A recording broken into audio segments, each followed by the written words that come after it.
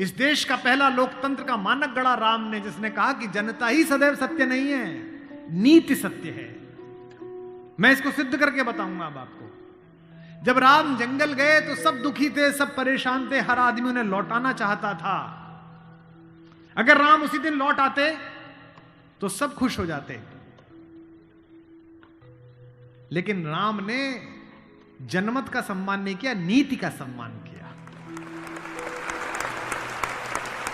जब उनको लेने के लिए आए हैं विश्वामित्र दशरथ के पास,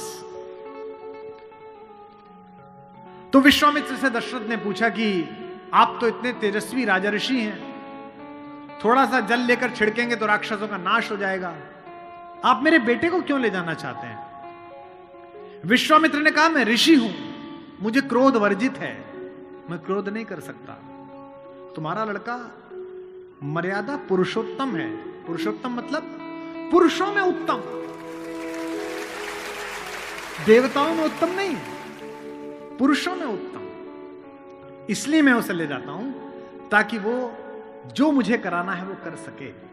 दशरथ में फिर भी मोह है, राम में मोह नहीं है। दशरथ 7 बार राम का नाम लेकर प्राण छोड़ गए। भाई आप ही ने तो वरदान लिया था, आप ही के आदेश पर लड़का बाहर गया है, खुद को कंसोल करो, खुद को कन्विंस करो। लेकिन नहीं, मानस कहती है कि राम राम कह राम, राम कह राम, राम कह राम। क्या हुआ उसके बाद? भूप गयो सुरधाम, राजा भगवान के यहां चला गया। और इसके बाद भी दशरथ का लोभ बना रहा अपने बेटे को लेकर। जब रावण का वध कर लिया राम ने, तो आकाश में सब देवता आए, तो राम के पिता दशरथ भी आए, और मरने के बाद भी बेटे से प्रेम बना रहा। बताइए, राम ने देखा कि सब लोग मुझे प्रणाम कर रहे हैं, सब लोग मेरी प्रशंसा कर रहे हैं, ये जो मेरे पिता हैं ये कुछ ज्यादा भावुक हो रहे हैं, आंसू बह रहे हैं, कांप रहे हैं, बड़े खुश हैं, फूल फेंक रहे हैं। राम को लगा इनके अंदर मोह रह गया, मोक्ष नहीं मिलेगा। इसलिए कितनी अद्भुत पंक्ति गोस्वामी जी ने लिखी है, ऐसा शायद ईश्वर, ऐसे बच्चे सबको दे ईश्वर, पिता दे ना दे, ऐसा बच्चा सबको दे। अपने पिता को बड़ी कड़ी आंखों से देखा राम ने। गोस्वामी जी लिखे, चितई पितई दीनई दृढ़ धर्मा। पिता को थोड़ी कठोर दृष्टि से देखकर कहा कि भाई अब दिवंगत हो गए हो, अब मैं क्या आपका पुत्र और क्या आप मेरे पिता, अब आप इन देवताओं के साथ निर्मुक्त होकर रहिए। जो बंधा रहे वो मानव, और जो मुक्त हो जाए वो देवता।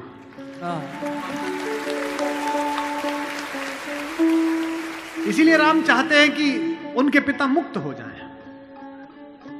राम वन जा रहे हैं, पूरी अयोध्या आंसुओं से भरी हुई है। गोस्वामी जी लिखते हैं, तापस वेश विशेष उदासी, 14 बरस राम वनवासी। 14 साल के लिए राम वन जा रहे हैं। अगर कभी समय मिले तो श्रीमद् वाल्मीकि रामायण का वो 3 पेज पढ़ना जहां कौशल्या अपने बेटे को समझा रही है। अद्भुत है, वो रोती जा रही है और समझा रही हैं। कौशल्या का स्वस्ति वाचन गोस्वामी जी लिखते हैं कि बंदहु कौशल्या दिशि प्राची, प्राची दिशा, पूरब दिशा जैसी मैं कौशल्या को प्रणाम करता हूं। क्यों? जिसकी कोख से ये सूर्य पैदा हुआ है। क्योंकि सूर्य कहां से निकलता है? पूरब से निकलता है। कीरति जासु सकल जग माची। कौशल्या स्वस्ति वाचन कहती हैं। भरा हुआ कंठ है, आंसू बह रहे हैं, और राम से कहती हैं कि हे राम, जंगल में प्रकृति तेरी सरीसृपों से रक्षा करे, सांपों से रक्षा करे। कहती हैं कि इंद्र तेरी रक्षा करे, मरुत तेरी रक्षा करे, वरुण तेरी रक्षा करे, और बेटा जो जो तेरी रक्षा करता रहेगा मैं रोज उसका यहां दीपक जलाऊंगी। लेकिन एक बात जो आखिर में कहती हैं, वही राम की मां हो सकती थी। और बेटा तू ये मत पूछना जंगल में और जहान में, नगर में रास्ता कौन सा हो, तू जिसका प्रतीक है सत्य, उसी के रास्ते पर चलना। और फिर एक बात कहती हैं, और चिंता मत कर, जिस धर्म की तू रक्षा करता है वो धर्म तेरी रक्षा करेगा। धर्मो रक्षति रक्षितः, धर्म रक्षा करता है। तो राम तुम उसी मार्ग पर चलो जो सत्य हो, कल्याणकारी हो, वो तुम्हारी रक्षा करेगा। ऐसे राम का निर्माण ऐसे परिवार के साथ हुआ है। उनके चारों तरफ जो परिजन हैं, जो उनके लोग हैं, राम के भाई भरत, जिन पर सबसे कम चर्चा होती है, सबसे कम भरत पर बोला गया है। लक्ष्मण उनके साथ 24 घंटे रहते हैं। शत्रुघ्न पर तो कम ही बोला गया है, भरत पर सबसे कम बोला गया है। सरस्वती ने देवताओं के कहने पर मंथरा की बुद्धि फेर दी। सरस्वती ने देवताओं के कहने पर कैकेयी की बुद्धि फेर दी। लेकिन जब भरत ने कहा कि मैं भैया को वापस लेने जा रहा हूं, तो देवताओं में खलबली मच गई। बोले यार अभी तो गया है ये, और इसको लेने ही चल दिया, और राम भावुक भी है, इसके प्रेम में वापस ना आ जाएं। तो देवताओं ने सरस्वती को कहा कि तुम जरा बात कर दो। तो क्या कहती है सरस्वती? देवताओं से कहती है कि 1000 आंखें होने के बाद भी जिसको सुमेरु ना दिखता हो, तुम मूर्ख हो क्या? मोसो कहत भरत मति फेरी, मुझसे कहते हो भरत की मति फेर दूं? दुनिया में किसी की भी बुद्धि भ्रष्ट कर सकती हूं, भरत की बुद्धि भ्रष्ट नहीं होती मेरे करने से।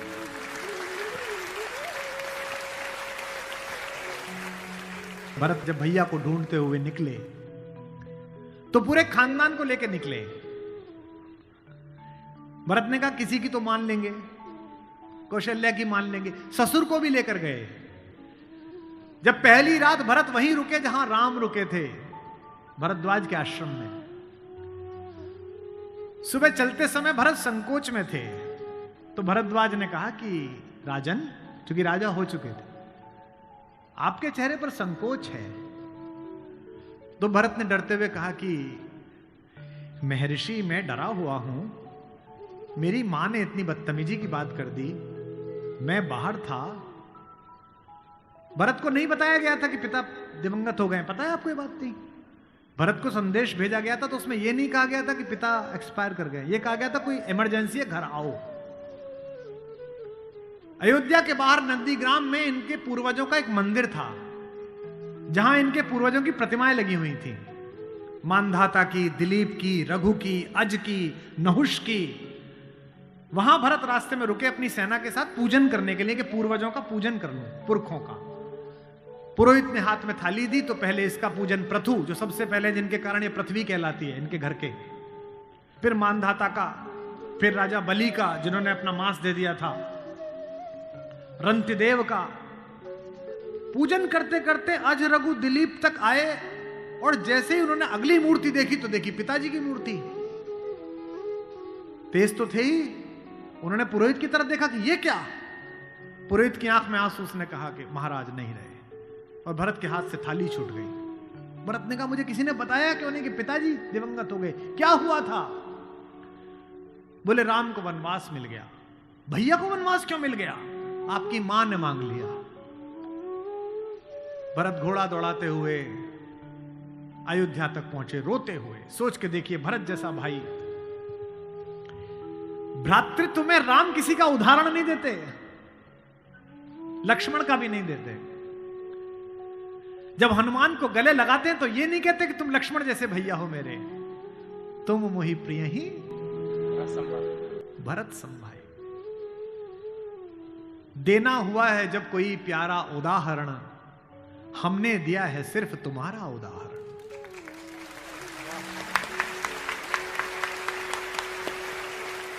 तो भरद्वाज से भरत ने पूछा कि भैया मुझे माफ तो कर देंगे ना? मैंने इतनी बड़ी गलती की, एक ऐसी गलती जो भरत ने की नहीं, उसके पश्चाताप में है भरत। मां ने इतनी गलती की, मुझे माफ तो कर देंगे? भरद्वाज ने कहा, हे राजन, मुझे पता नहीं कि तुम्हारे बड़े भाई तुम्हें कितना प्रेम करते हैं या नहीं, लेकिन जब वो यहां से जा रहे थे और सुबह के समय उन्होंने गंगा पार करने के लिए पुरोहित को बुलाकर स्वस्ति वाचन का मंत्र किया, तो बड़े खुश थे, प्रसन्न थे कि मैं वनवास पे जा रहा हूं, चेहरे पे मुस्कुराहट थी। लेकिन पुरोहित ने हाथ में जल दिया, और जैसे ही पुरोहित के मंत्रों के बीच में निकला कि जम्बू द्वीपे भरत खंडे, और जैसे ही भरत सुना, राम के हाथ से जल गिर गया और वो जमीन पर गिर पड़े और हाय भरत चिल्लाने लगे। इतना प्रेम तुम्हें राम करते हैं।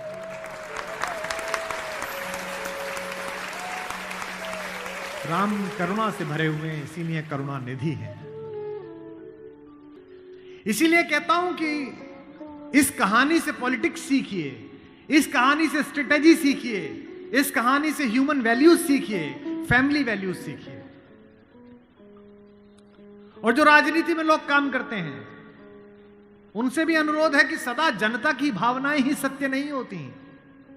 इस देश का पहला लोकतंत्र का मानक गढ़ा राम ने, जिसने कहा कि जनता ही सदैव सत्य नहीं है, नीति सत्य है। मैं इसको सिद्ध करके बताऊंगा अब आपको। जब राम जंगल गए तो सब दुखी थे, सब परेशान थे, हर आदमी उन्हें लौटाना चाहता था। अगर राम उसी दिन लौट आते तो सब खुश हो जाते, लेकिन राम ने जनमत का सम्मान नहीं किया, नीति का सम्मान किया। जब पहली बार चित्रकूट पहुंचे तो वन देवी उनका स्वागत करने के लिए आई। वन देवी ने पूछा कि आप मेरे यहां विश्राम करने आए हैं, मैं आपके लिए क्या कर सकती हूं। तो राम ने क्या मांगा होगा सोचो। राम ने कहा कि हे वन देवी, बाकी सब ठीक है, निभा लेंगे, पर्णकुटी बना लेंगे, फल फूल खा लेंगे, जिस रास्ते से मैं आया हूं उसके कांटे हटा देना। वन देवी ने कहा कि आप तो आ चुके, अब कांटे हटाऊं ना हटाऊं इससे क्या। राम ने जो उत्तर दिया वो आपकी आंख भिगोने के लिए काफी है। राम ने कहा कि मेरी तो कोई दिक्कत नहीं है, मेरे पैर में कांटे लग गए, पर मुझे ढूंढता ढूंढता मेरा भाई भरत इसी रास्ते से आएगा, उसको कांटे नहीं चुभने चाहिए, कांटे हटा दे।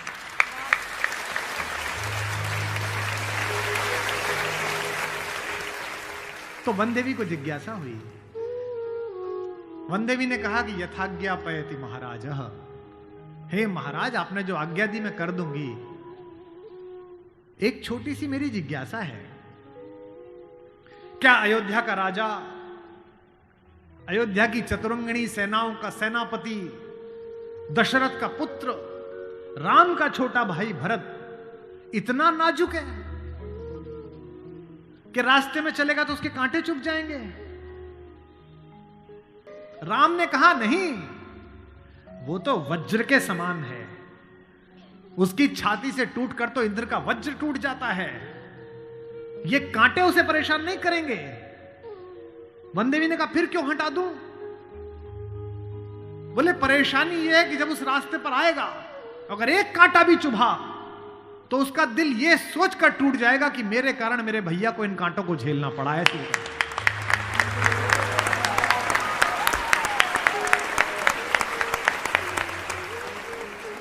बिना चप्पलों के भरत चले, और जब चले तो भाई मृदु भूमि सकुच मन मन ही, भूमि भी संकोच से भर गई। कोमल चरण चलत बिनु पनहि, कोमल चरण चलत बिनु पनहि, भई मृदु भूमि सुकुचि मन मनि। इसका मतलब ये है कि भगवान स्वयं कष्ट सह सकते हैं, पर जो उन्हें प्रेम करता है वो कष्ट सहे ये उन्हें स्वीकार नहीं।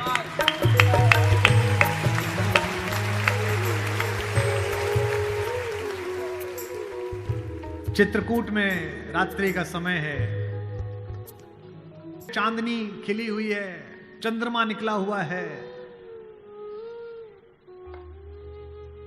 ये वो पल था जहां से राम की कहानी पलट सकती थी।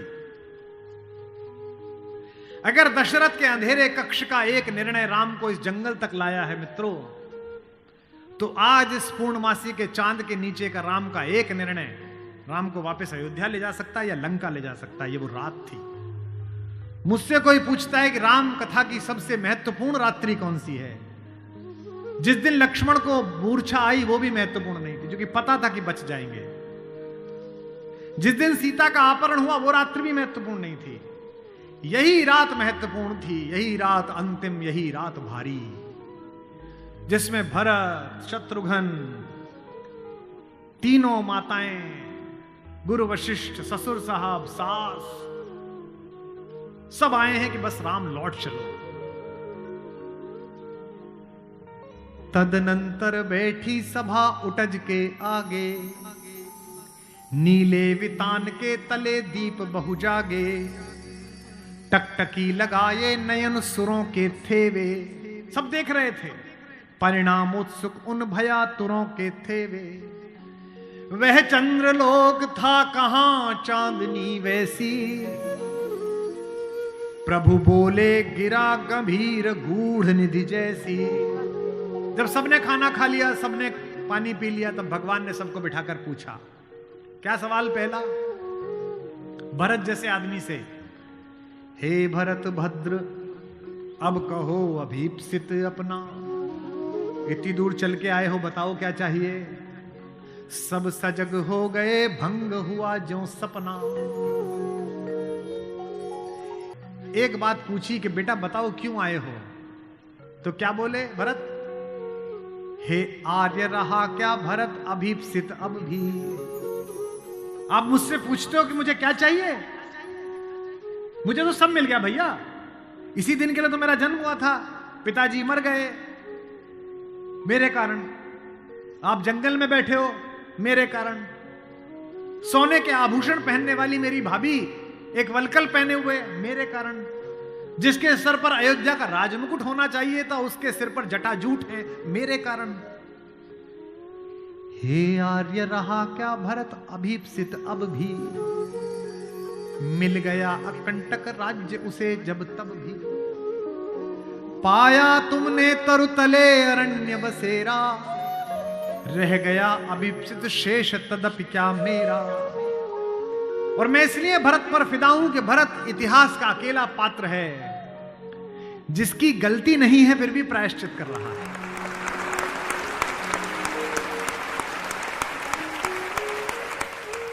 भरत अकेले हैं जिनकी कोई गलती नहीं है, उनकी मां की गलती है और वो प्रायश्चित कर रहे हैं। यहीं से राम का लोकतंत्र प्रारंभ होता है। कैसे? पूरी अयोध्या सोचती है कि कैकेयी अपराधीन है।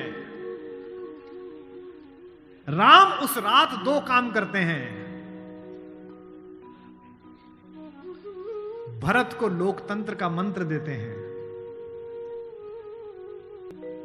और कैकेयी को स्वीकार करके क्षमा का मंत्र देते हैं। उन्हें पता था कि अगर भरत लौट भी जाएगा तो जीवन भर मां से बात नहीं करेगा, पूरी अयोध्या इनके नाम पर नाराज रहेगी। इसलिए जब तीनों माएं पहुंची हैं, प्रथम राम भेंटी कैकेयी।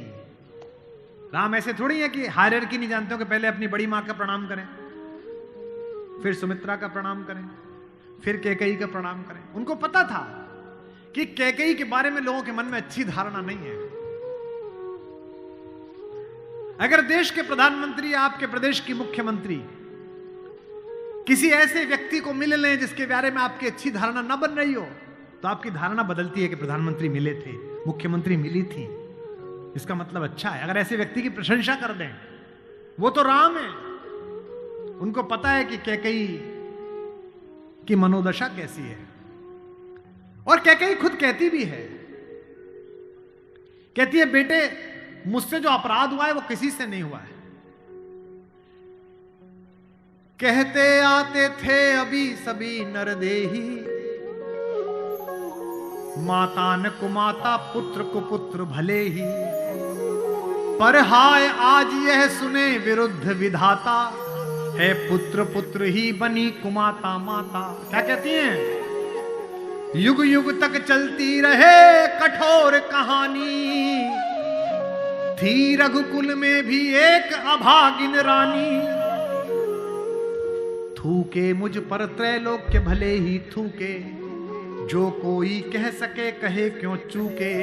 लेकिन एक बात मांगती हूं राम तेरे दरबार में, छीने न भरत का किंतु मातृपद मुझसे, रे राम दुहाई करूं और क्या तुझसे।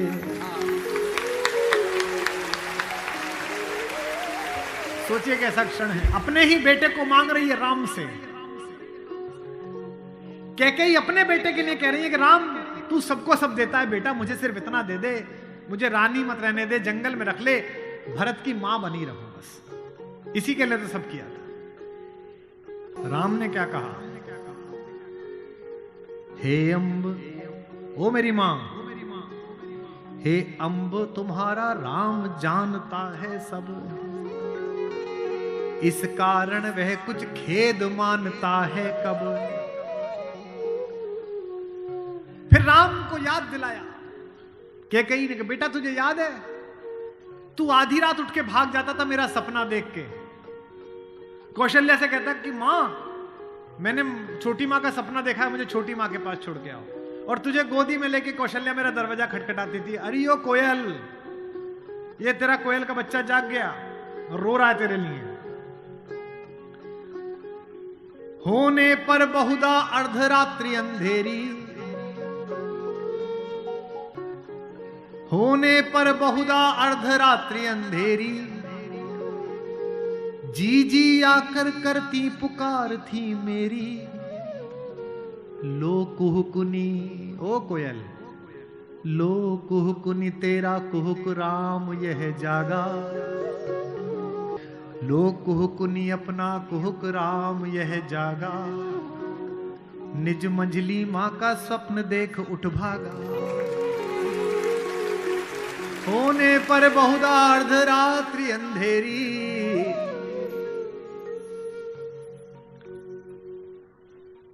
राम ने क्या कहा, मैं वही राम तू वही के कई मेरी। कि 100 बार धन्य वह एक लाल की माई।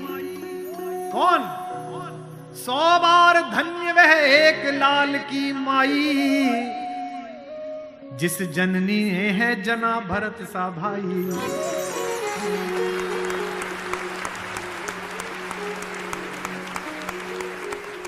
पागल सी प्रभु के साथ सभा चिल्लाई।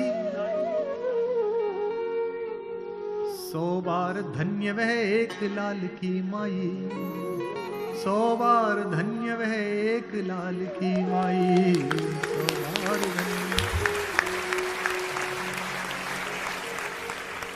कौशल्या से लेकर जनक तक सबका बहुमत राम को लौटाने का था, लेकिन राम नीति के साथ रहे।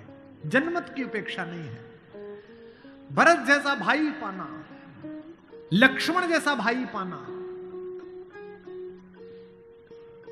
कैसे कैसे चरित्र हैं भाई। एक भरत की पत्नी है मांडवी, उनका जिक्र नहीं होता। एक हमारी मां और है उर्मिला, उसका जिक्र नहीं होता। उर्मिला का कलेजा देखिए, मांडवी का कलेजा देखिए। जिस दिन लौटने के बाद भरत ने राज्य संभाल लिया, भाई की पादुकाएं रखकर सिंहासन पर, कौशल्या जाग रही थी। उन्होंने देखा कि ऊपर कोई घूम रहा है, कोई छाया घूम रही है महल में, अंतःपुर में। तो वो ऊपर गई तो देखा मांडवी घूम रही थी, भरत की पत्नी। तो कौशल्या ने पूछा कि बेटा तू सोई नहीं? उसने कहा हां मां मैं अभी जाग रही हूं। भरत सो गया होगा बेटा, तो उसके कक्ष में चली जा। तो कौशल्या से मांडवी ने कहा कि मां वो तो है ही नहीं यहां, कहां गया? बोले उन्होंने कहा कि भैया जब तक जमीन पे सोएंगे, भैया जब तक जंगल में रहेंगे, मैं महल में नहीं रहूंगा। वो अयोध्या के बाहर जो नंदीग्राम दिखता है ना, वहां दूर, वहां उन्होंने कुटिया बना ली है, प्राइम मिनिस्टर ऑफिस वहीं बना लिया, वहीं फाइल मंगाते हैं। तुझे नहीं ले गया?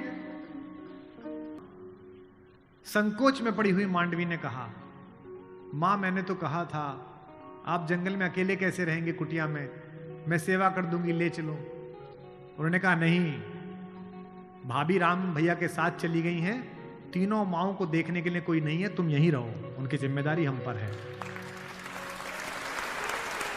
कौशल्या ने कहा कि बेटा सो जा। बोले मां वो उनकी कुटिया दिख रही है, उसमें अभी दीपक जला हुआ है, यानी कि वो अभी काम कर रहे हैं। एक बार वो दीपक मंगल हो जाए, अंधकार हो जाए, तो मैं भी जाकर सो जाऊंगा। ऐसी मान।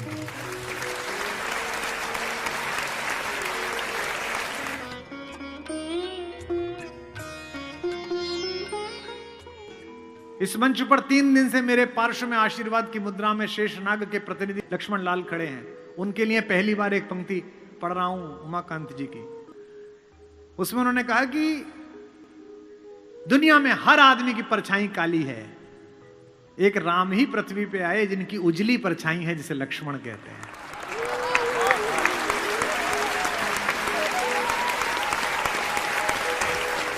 ये राम की उजली परछाई है। बाबा ने अच्छी बात लिखी है, 12 से निज हितपति जानी, लक्ष्मण राम चरण रति मानी। मेरा एक बड़ा प्रिय कवि है, बच्चा वो लखीमपुर से आगे एक गांव में रहता है, ज्ञान प्रकाश आकुल। ज्ञान ने छंद भेजा, रात सुनिएगा। 4 बच्चे पैदा हुए, थोड़े थोड़े अंतर पर पालने में लिटाए गए, कि पालने में लखन व राम जी लिटाए गए, लेटते ही करुणा सदन चुप हो गए। राम तो लेटते ही चुप हो गए, हल्का सा पालना हिला।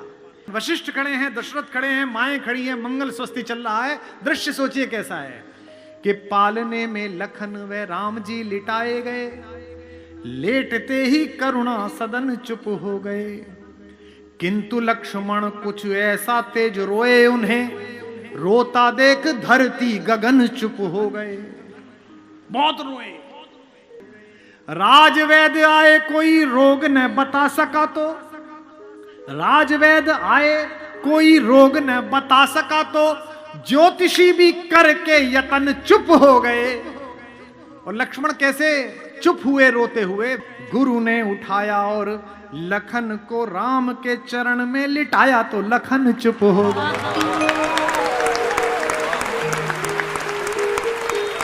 गुरु ने उठाया और लखन को राम के चरण में लिटाया तो लखन चुप हो गए। और वो नोएडा वाले, मैंने परसों बताए थे आपको कि कुमार जी अपने अपने राम करानी है। इनका क्या हो गया? और छोटे भाई से मुकदमा चल रहा था जमीन का, वो जीत गया। वाह, राम की कहानी सुनेंगे भाई पर मुकदमा करके। नैतिकता को कोई कुआं भी ना मिले जिसमें डूब के मर जाए। दूसरी मां हमारी मां सुमित्रा। लक्ष्मण पूछने के लिए गए कि मां, मैं अयोध्या में रहूं या भैया जंगल जा रहे हैं उनके साथ चला जाऊं? तो मां ने क्या कहा? अयोध्या? कौन सी अयोध्या? जो पे राम सिया वन जाई। सुमित्रा जैसी मां, लक्ष्मण जैसा प्यारा सा बच्चा, कहती है बेटा जो पे राम सिया वन जाई, अवध तुम्हार काम कछुनाई। अवध में तुम्हारा क्या काम है?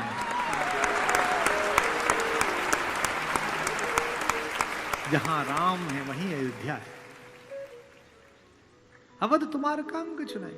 और राम तो फिर भी हमारी मां के साथ है, सीता के। एक सत्संग है, एक स्नेह की डोर है। माना कि गृहस्थ में नहीं है, तपस्या का जीवन है, लेकिन फिर भी एक दूसरे की सुन तो रहे हैं। और यहां पति पत्नी बैठे हो तो वो इस बात को महसूस करेंगे जो 20 वर्ष 25 वर्ष बिता चुके हैं।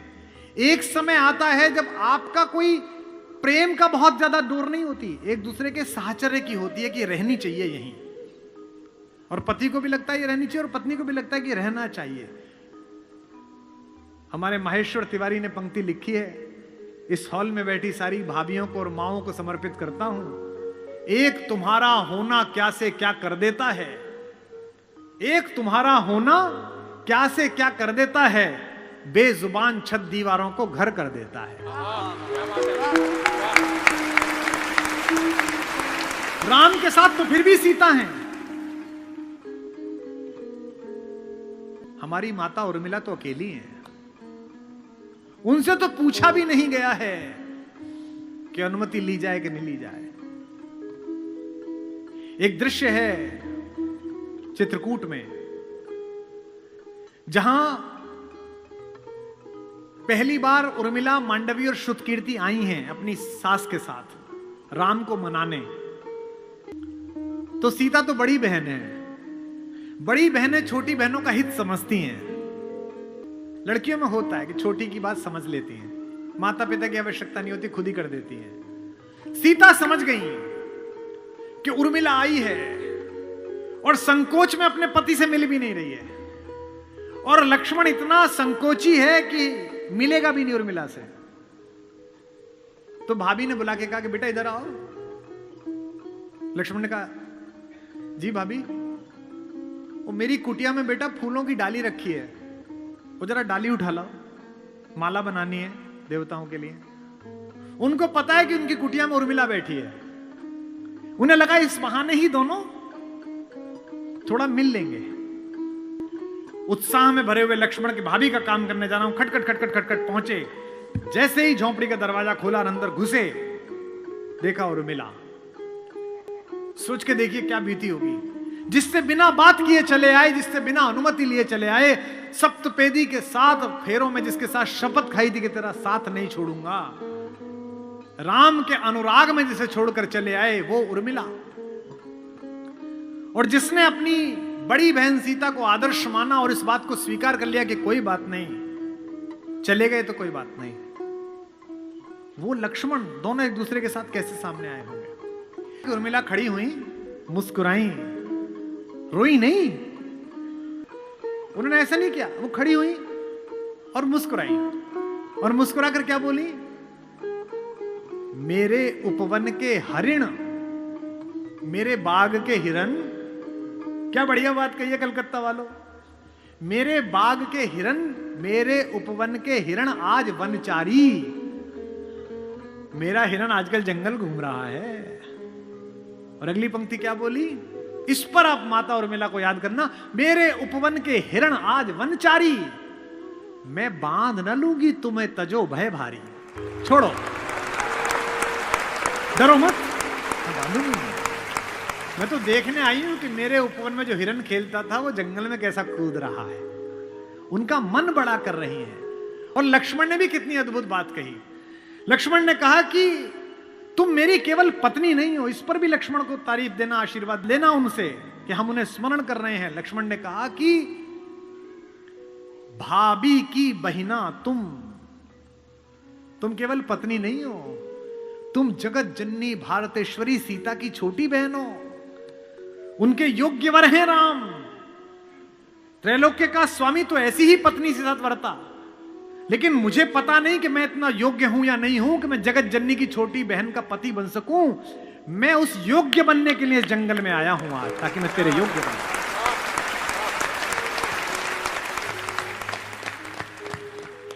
भाभी की भगनी तुम केवल अर्थ नहीं मेरे उपभोग, तपने दो वन में कुछ मुझको बनने दो केवल निज योग्य।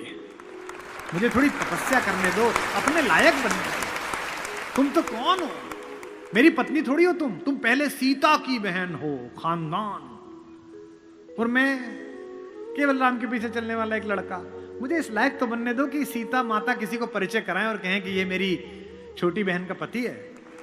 ऐसी योग्य तो बनने। और लोग भी कैसे कैसे, भाई छोड़िए, पत्नी छोड़िए, पिता छोड़िए, माता छोड़िए, शत्रु भी कैसा भाई। इस कहानी का तो विलेन भी कितना खूबसूरत है, कितना कमाल का विलेन है। उत्तम कुल पुलस्त मुनि नाती, पुलस्त का नाती है भगवान शंकर का अनन्य भक्त। दशग्रीव, 10 सिर नहीं है उसके, ये सम्मित है, ये जो रामलीला में लगा देते हैं। 10 दिमागों के बराबर का आईक्यू है। जिसके ऊपर 10 सिरों की कृपा चलती हो, 10 काम एक साथ करता हो, 10 तरह से सोचता हो, उसका नाम दशानन है। 10 सिर वाला है वो। 9 ग्रह उसके चरणों में लेटे हुए हैं। शनि के ऊपर तो पैर रखे बैठा है। फिर भी राम से हार गया। क्यों हार गया, कारण बताता हूं। राम इच्छाओं से मुक्त हैं और रावण इच्छाओं के पाश में बंधा हुआ।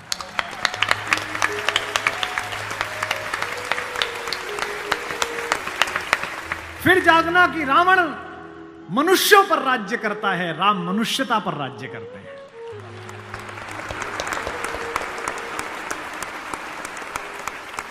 आपको पता है कि जब भगवान ने युद्ध शुरू किया तो पूजा की। राम ने कहा जामवंत से, जामवंत सबसे सीनियर हैं, वो भी ब्रह्मा जी के पोते हैं, रावण के दादाजी के दोस्त हैं, पुलस्त्य मुनि के नाना के। कहा कि प्रभु महाराज जामवंत जी, मैं युद्ध करने जा रहा हूं, उससे पहले मैं पूजा करना चाहता हूं। जामवंत ने कहा करिए महाराज। तो बोले मेरे आराध्य तो शंकर हैं, शंकर राम की पूजा करते हैं और राम शंकर की पूजा करते हैं, इस कहानी से बड़ा समन्वय किसी का नहीं हो सकता। जामवंत ने कहा पूजा कर लीजिए महाराज। बोले मुझे एक ऐसा पंडित चाहिए जो शैव हो, शिव को मानने वाला, और मैं वैष्णव हूं तो वैष्णव भी हो। उन्होंने कहा कि इस जंगल में, इस युद्ध क्षेत्र में ऐसा कोई पंडित कहां मिलेगा भगवान। तो उन्होंने कहा पूजा कैसे होगी फिर। तो जामवंत ने कहा एक पंडित मेरे ध्यान में है, पर वो आपका पुरोहित बनेगा नहीं। बोले कौन। बोले पुलस्त्य मुनि का नाथी महारथी रावण, वो शिव का भक्त है और वैष्णव भी है, उससे करा लीजिए। सोचिए जिसको हराने जा रहे हैं उससे पूजा। राम ने जामवंत से कहा कि महाराज पूछ के तो आइए, अगर महापंडित रावण आज्ञा दे दें इस यज्ञ के लिए तो मैं कर लूं। रावण को पता चला कि जामवंत बुलाने आए हैं। रावण ने अपने सैनिकों से कहा कि जैसे ही दादा जामवंत आए कोई उनसे प्रश्न ना करे, उन्हें बस महल का मार्ग दिखा दे, हाथ जोड़ के सब चरण छुएं। जामवंत पहुंचे, रावण किले के द्वार पर चरण छूने आया, कहा कि पितामह मैं आपको प्रणाम करता हूं, मैं धन्य हुआ कि आप पधारे। जामवंत ने कहा कि मैं बहुत प्रसन्न हुआ तुम्हारी अतिथि सेवा देखकर। बिठाया, पूछा कैसे आए हैं। जामवंत ने कहा मैं एक इच्छा लेकर तुम्हारे पास आया हूं। एक मेरे साथ दो जजमान हैं, वो एक यज्ञ करना चाहते हैं युद्ध शुरू करने के लिए। उन्हें एक ऐसे पंडित की आवश्यकता है जो शैव भी हो और वैष्णव भी। तुमसे अधिक गुणी व्यक्ति तो पृथ्वी पर नहीं है, क्या उनका पुरोहित बन सकोगे। क्या पूछा रावण ने, पहला क्या करैक्टर है। वाह। रावण ने कहा जहां तक मुझे सूचना है आपके दोनों यजमान अयोध्या के निर्वासित राजकुमार राम और लक्ष्मण तो नहीं है। जामवंत ने कहा हां दशशीष, वे ही दोनों हैं, क्या आप स्वीकार करेंगे। उसने हां ना नहीं करी, फिर बोला क्या उनके यज्ञ का उद्देश्य लंका विजय है। जामवंत ने कहा हां उनका यही उद्देश्य है, क्या आप स्वीकार करेंगे। उसने कहा मैं तो जिज्ञासा के लिए पूछ रहा था, अन्यथा द्वार पर आकर किसी पंडित से कोई यज्ञ के लिए कहे, अस्वीकार करना उसका धर्म ही नहीं है। मैं आपके साथ चलूंगा और उनका यज्ञ कराऊंगा।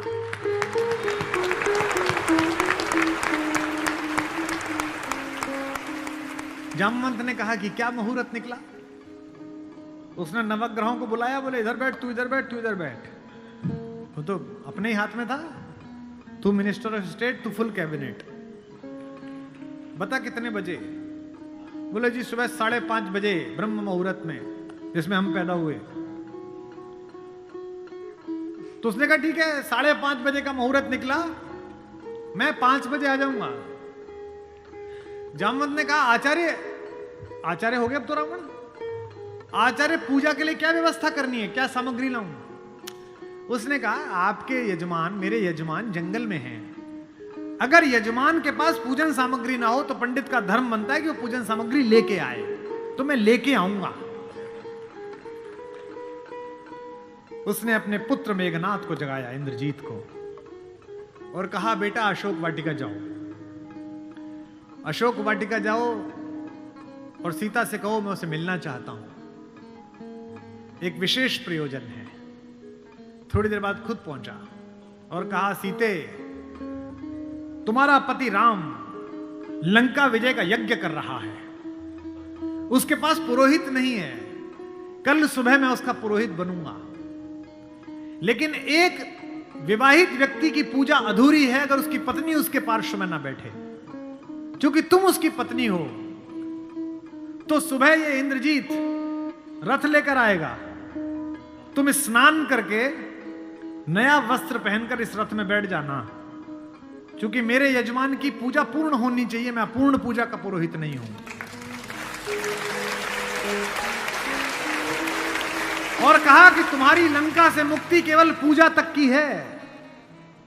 पूजा होते ही उठना और इसी रथ में वापस बैठकर अशोक वाटिका में आ जाना। क्या तो सीता, क्या राम और क्या रावण, क्या कहानी है ये। सुबह यही हुआ, शिवलिंग की स्थापना हुई। बालुका की मृत्यु से एक विग्रह बनाया राम ने अपने ओजस्वी हाथों से। राम आजानुबाहु हैं, घुटने तक हाथ आते हैं उनके। ये पुरुषोत्तम का लक्षण है। महाराणा कुंभा वे भी आजानुबाहु थे। कभी कुंभलगढ़ के किले में जाइए, 3 फीट का शिवलिंग है, नीचे बैठ के अपने ही हाथ से लोटे से रुद्राभिषेक करते थे बिना उठे। वे भी सूर्यवंशी थे। राम आजानुबाहु थे। उन्होंने अपने बड़े बड़े हाथों से शिवलिंग तैयार करा। धोती पहने हुए, तलक लगाए हुए तेजस्वी रावण पहुंचा। राम और लक्ष्मण ने आसन से खड़े होकर अपने पुरोहित को प्रणाम करा। आचार्य, मैं दशरथ का पुत्र राम अपने छोटे भाई लक्ष्मण के साथ आपको प्रणाम करता हूं। दोनों ने पैर छुए रावण के और कहा कि आचार्य आसन ग्रहण करिए। आचार्य ने पूजन प्रारंभ किया। ओम गणपति गंगावाय। अब ये कि पत्नी कहां से आए? आचार्य ने पूछा राम से। मेरे यजमान विवाहित हैं? राम ने कहा हां आचार्य, मैं विवाहित हूं। अपनी धर्म पत्नी से कहिए कि वो आपके पार्श्व में आकर बैठे। राम ने कहा आचार्य, मेरी धर्म पत्नी मेरे साथ नहीं है। तो जामवंत ने कहा आचार्य, अब पूजा कैसे होगी? बोले पितामह, मैंने आपसे कहा था कि किसी यजमान के पास अगर सामग्री किसी भी तरह की पूरी ना हो, कोई व्यवस्था पूरी ना हो, तो आचार्य का धर्म है कि वो पूरी व्यवस्था बना के लाए। बेटा इंद्रजीत, यजमान की पत्नी को उनके पार्श्व में स्थापित करो। अपहरण गई हुई मां हमारी जगत जननी भारतेश्वरी पार्श्व में बैठी। पूजन प्रारंभ हुआ, सारी अर्चना हुई और पूजन के बाद रावण ने कहा कि मैं आप दोनों यजमानों को आशीर्वाद देता हूं कि आप दोनों जिस संकल्प के कारण ये पूजा कर रहे हैं, आज सारे देवता उपस्थित होकर आपके संकल्प को पूर्ण करें। मैं आशीर्वाद देता हूं।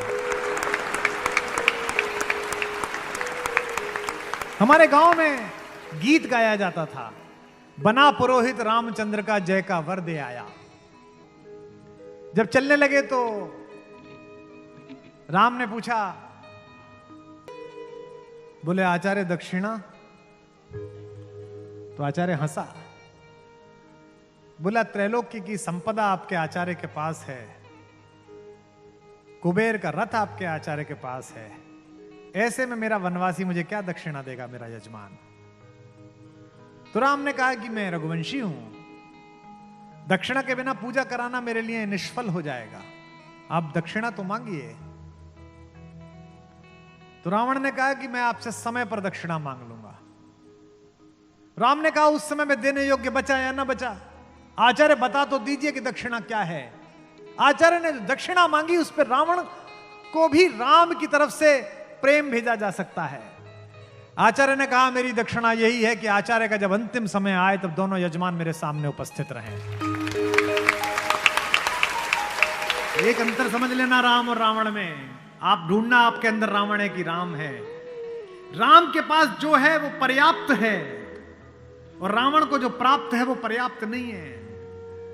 रावण के पास पंचकन्याओं में पूजित हमारे मेरठ की पंचकन्याओं में सबसे सुंदर स्त्री मंदोदरी जैसी सती मां उनकी पत्नी है, लेकिन उसके बाद भी जंगल में घूमते हुए एक तपस्वी की वलकल पहने हुए युवती को अपनी रानी बनाना चाहता है।